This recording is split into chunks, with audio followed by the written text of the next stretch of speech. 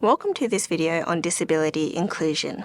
The purpose of this video is to give you practical advice on what you can do to include people living with disability and be more comfortable around us. There are many ways we can view disability and what we can do to support people with disabilities. These different perspectives are called models of disability. The model we use can make a huge difference to how we understand people's needs and make adjustments for people with disabilities. Let's look at the social model of disability versus the medical model. In the social model, disabilities aren't caused by medical conditions. Society and our environment is what disables people by making everyday life harder. So if we as a society take action to make sure that everyone has their individual needs met, fewer people would experience disability. The great thing about this is that we all have the power to help. With this model, things that prevent someone from doing something are called impairments. And if someone with an impairment faces extra disadvantages because of the way they are treated by other people, or because the environment isn't suitable for them, only then does it become a disability. For example, my impairment is mobility. My wheelchair means that I can access the world like everyone else. Ramps are what makes that possible. But when the only access is stairs or a narrow doorway, I become disabled. Stefan has a vision impairment. For most people who attend a meeting, printed notes are fine. Stefan needs them delivered in digital format so he can increase the font size on his tablet so he can read them. Because of this simple step, his impairment has not become a disability. A person with schizophrenia may not be disabled by their condition. It's society's misconceptions, stereotypes and fears that disable them. I have a hearing impairment, but my cochlear implant means I'm not disabled by my hearing loss. And having things like having captions on videos, seeing the speaker is a big help to me.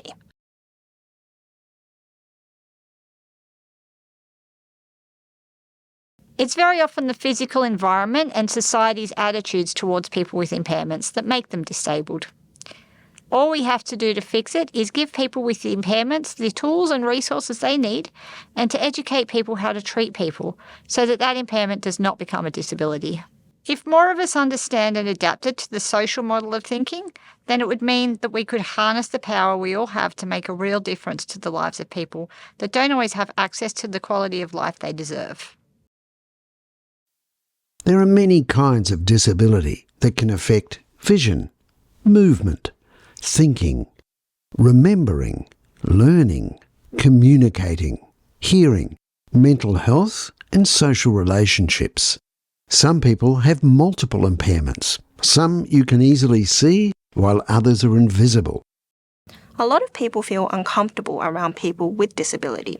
So let's hear from some people with disability about what you should and shouldn't do to make it easier for them and for you. Here are some tips on being aware of people with a vision impairment from someone with a vision impairment. Stefan. One of the keys is understanding the power of contrast. For example, if there's a bed near a white wall, if they could place like a black linen on the bed, so I can kind of tell where the bed is in comparison to the wall, so I'm not smacking to the bed or smacking to the wall, that kind of thing. Here is an illustration of how contrast works, looking through the eyes of someone with low vision. The bathroom as well, like just little things like wear glasses, the things that blend in a lot. Are there any showers and baths? Is there any doors or anything? Is there anything I need to keep aware of? Jamming my knee into or something, or hitting my head on, especially my head. The amount of times I've been concussed. Vision impairment takes on many forms, and there are many ways to make life accessible for everyone. There's some people that lighting, they can't handle the light as much. Like certain lights, so it's too bright or it's too dark. Ask people with a vision impairment where the best location for them is. Close to the window or far away, in a bright part of the room or a dark corner. Dimmer switches can make any room accessible, and if the switch blends in with the wall, an easy solution is to place a bright sticker on it. Tactile aids, such as Braille on lift buttons and remote controls, and tactile indicators on floors, make life easier and safer for people with visual impairment. For some people, they see what you would see, which is, basically full clarity. but they see it through a kind of little, like a pinhole, like a very small hole, like a very pinhole. So for them, having things very low is actually the worst thing, like, having low tables or low chairs or something as well, because if they're looking forward, they can't see it, so they'll smack right into it. And obviously high as well, so obviously making sure that nothing's at head height, smacking you on the head when you're trying to get in like a cupboard or something as well, making sure it's known. Making sure it's known. That's the secret. Making people familiar with the space and keeping that space consistent and clear of hazards is one of the secrets to accessibility. Never be afraid to ask a person with disability how their impairment affects them and how you can make simple adjustments so they can fit in. Autism. I think I need people to understand that I'm different and I might learn different and I might see things different and think different, but I need you to talk to me like I'm a human. I'm the same as you. I just think differently and see differently. A trial situation for a sporting team. Most kids don't bring their parents, or the parents sit outside. I must be in there because my child has a fight or flight response, and it's mainly flight. So I need to be there in case something goes wrong and he has to take off. I'm there to follow him to keep him safe. And that's any situation. That can be anywhere we are, not just in a sporting situation. So that support person must be there. So that's a requirement just as much as someone that might need the support person there to take them to the bathroom because they can't toilet themselves because they have a physical impairment. My son's is an intellectual, and he needs me there to ground those thoughts and bring him back to the safe place. No two people with autism are the same, but they often have difficulty interpreting and understanding social situations and communication cues. They may be overly sensitive to sounds, tastes, smells, sights and touch, and may experience high levels of stress and anxiety. We had to line up in this big line in front of like a bar for food, and it was like an all-you-can-eat sort of thing, and they had like these big spoons in trays, and I did not want to touch any of those spoons that everyone else touched. So I got mum to do it because I didn't want to talk to these people. I was like, "Mum, can you try and ask for a spoon?"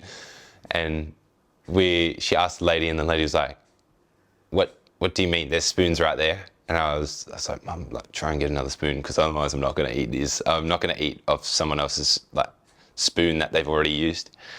So we ended up between the both of us trying to explain to this lady hey, we need a different spoon. So we ended up getting it, which was good. And then I just used the spoon for multiple things and then gave it back to them. And they were looking at me weird the whole time, like, why does he need a different spoon? But yeah, for me, it made me feel a little bit more comfortable in this situation. I had a lady one day say to me, "Oh my God, he's been going on for so long. If that was my child, I would have absolutely flogged him and put him in the car by now."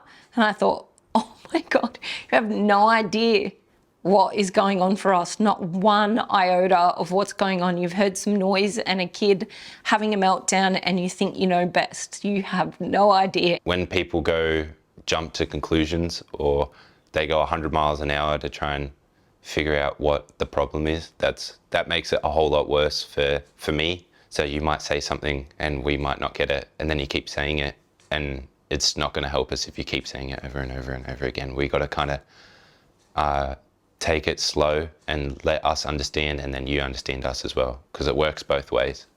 People with autism generally like routines. Give clear and concise feedback. Offer emotional support and encouragement.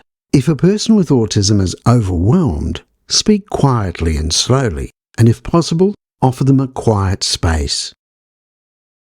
Hearing impairment. My name is Alice, and I'm hearing impaired.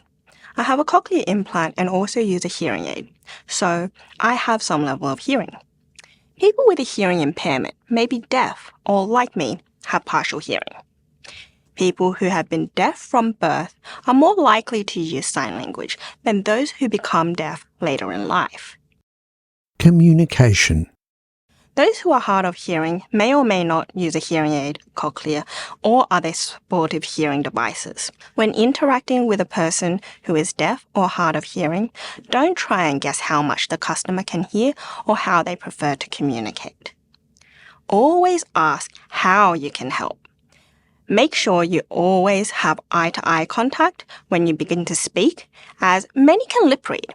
If the customer has an Auslan interpreter, speak to the customer, not the interpreter. How to help. Good lighting is important to aid people who lip read. Having an induction loop in crucial areas, for example reception, can really help people with a hearing impairment. Repeat information clearly if required, as sometimes information can be misheard or misunderstood. Provide resources and information in writing when possible. Alerting devices such as smoke alarms should be hearing impairment friendly and have a flashing and/or vibrating function. Mobility impairment. Providing accessibility to people with disability is a complex issue. To talk about it, here's Anne, David and Shay. When thinking about accessibility, we need to think about beyond the box, not just ramps, not just door handles, not just sizes of doors. You need to look at language that you're using. You need to look at the material that you provide. You need to look at the actual authenticity of your inclusion. Businesses should be open-minded. Maybe get some advice from somebody who lives with a disability. So with your impairment, what disables you? Yeah, door handles can be really tricky for me. So round knobs, sometimes that's Anne-proof. And I find it very difficult and having to ask somebody to open a door for me. I don't understand why we can't just have the long doorknobs. Wheelchair users don't all have the same needs. Hi, I'm David, and wheelchair users like me can stand up or walk short distances, but it's extremely tiring and a bit unsafe, so I tend to use my wheelchair most of the time. Permanent wheelchair users have a large difference in their capabilities and needs. Some may be able to move around independently, but they may need your help to get up a ramp or open a door. Others need some help to move freely. Here are some tips. Ensure there is an accessible parking space near reception. Speak directly to the wheelchair user, preferably at their eye level. Don't ask their support person questions. Most wheelchair users can and prefer to answer for themselves. Don't lean on their wheelchair. It's part of their personal space. Don't push their chair unless asked to do so. Not only are you interfering with their personal space, but sudden unexpected movement may unbalance their chair. If you are behind a high counter, come to the front to speak with us. It's hard on the neck looking up at people all day. Ramps make getting around possible, and bitumen or cement paths are much easier than gravel and far safer. Lever-type doorknobs are much easier to use than round ones, and furniture that can be easily moved makes access to any room easier. In bathrooms, we may need grab rails, a wheel-in shower, shower seat, and a non-slip bath mat. For myself and the way that I experience my disability, I am quite short in stature. I'm 4'6" in height. I was staying at a hotel that I had frequented quite often throughout the months of last year, and it was just a matter of I wasn't able to reach anything, down to the towels after a shower, or down to the cups that were in the top shelf, or the washing machine that's stacked on top of the dryer. There were just little things that were really inconvenient for me. And I think for the majority of my life, I've just kind of thought that's what it is. We get by. At my home, it's very different. I've made my home very accessible. Everywhere else, I've just got to kind of get by. And there was one afternoon where it had been quite a big week and I was quite frustrated. And I decided to go down and have a conversation with the staff and just let them know what my accessibility needs were. When I went down to have that conversation, I was kind of preempting it. I was quite nervous to actually approach them and outline what my needs were. When I did, it was really well received, to the point that the staff actually had asked if they could put a note on my file so that when my name popped up as a reservation, they were quite happy to pull out the portable clothes hanger or make sure that the towels and whatnot were down on a lower space. I'd actually gone back that afternoon and they had put a little note on my bed that said thank you for the conversation. So yeah, from that one conversation, which I think in my head I'd preempted so much, I felt heard and I felt understood, and ultimately kind of led me to feel like that's the place that I would want to go back to because my needs were taken into consideration. Accessible parking. 90% of people who have disabilities have a disability that's not visible, so something that you can't see by interacting with them. Some of those examples as to reasons why they might need a disability parking permit is they may overheat, they may be unable to walk long distances, they may have a child that runs off onto the road and there's risk factors around that. So just be aware that people who have disability parking permits may not use wheelchairs, but they're just as entitled to have that accommodation as anyone else. So I personally have a parking permit that I use within the community. I have had multiple interactions with complete strangers about why I have parked in a disabled parking spot. As we're aware, the image on the accessible parking spot is a person in a wheelchair, and 1 in 6 people have disabilities, but a lot of those you can't see. I personally fall into that category. My disability isn't something that a lot of people pick up on. So obviously when I do park in those spots, I've had multiple interactions over the years of complete strangers.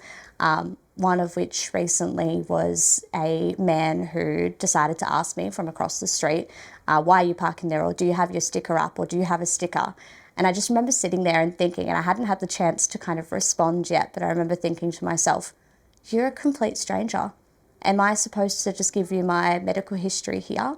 Like, it felt really personal. It felt like that was my personal information. Why should I have to disclose that to anyone else? We all have the right to privacy, especially people with disability. I actually really don't like people asking me about my disability, especially strangers on the street, because often they'll get, what's wrong with you? When did that happen? What's it called? And I would never ask them what was wrong with them. So just because I have a visible disability doesn't mean that it's your right to know what's going on with me. So for me, I have a disability that is very, very obvious. I use a wheelchair and you can see it. But for some people, we have invisible disabilities, and not everybody would like to disclose their disability for a variety of reasons. I think the first thing you should do is engage. Don't be scared. But also think about, what do you actually need to know? Is it important to know the diagnosis? Like, do you need to know that I have spinal muscular atrophy? Or is it more important to know how you can help? I think if you are just trying to get some information to be nosy, or even just making conversation, is that going to benefit the support of that person, or is it going to benefit you? Someone with schizophrenia, for example, may not want to actually tell the world that they have schizophrenia because there's such a stigma towards schizophrenia and other mental health conditions. If somebody tells you that they have a mental health condition, firstly, don't panic. Don't change the way you're talking to them. Don't step back. Simply ask, that's cool, how can I help? They might need a variety of things. They might need a bit of distance. They might need some quiet space. They might need dim lights. Just ask, what can I do to help? Sometimes when you ask someone for help, they might actually say, nah, I'm good. Be okay with it. Don't force the matter. They don't need help. They don't need help. A disability can change over time, and so can people's needs. Disability is not one size fits all. Disability is a range, a variety, a continuum. So my father and I, we have the same condition. We have the same genetic condition. We aren't the same. His condition and his ability is much less than mine, and what he can and can't do is very different to what I can. So same disability, different ability. How to treat someone with disability. To make life better for someone with a disability is to accept them for who they are and not try and make allowances for them. You don't need to feel sorry for them. We don't want pity. We just want you to see us for who we are. I don't see myself as a label of a disability. My name is Anne. I have a disability, but that's not who I am. Resolving complaints. When someone approaches you who does have a disability and they do outline their accessibility needs, it's often not a case of they're trying to sue you or they're trying to take legal action or trying to get a discount. Often it's just the simple matter of, if I'm able to make this step now, maybe the next time someone else comes in with a disability, you're able to kind of handle that situation a little bit more appropriately, or have the resources and have the tools that you're able to make those adjustments. With my situation, when I had disclosed what my disability was and what my accessibility needs were, the thing that really stood out to me, and it doesn't cost money and it doesn't take time, but the lady who was supporting me at that time, she had taken out a pen and a paper, and all she did was nod her head and listen. And I explained what my concerns were and how I was being impacted and what barriers were presented to me, and all she did was listen and take notes. And that was enough for me. That was enough. I felt heard. I felt understood. Listening is the first step. Like any effective complaint resolution, it's the action taken afterwards that really counts. So make your best efforts to follow through. Actions speak louder than words. Thanks for taking the time to watch this video. We hope you've learned how to ensure impairments don't turn into disabilities. If you need any help, don't hesitate to drop us an email at lacinfo@uniting.org.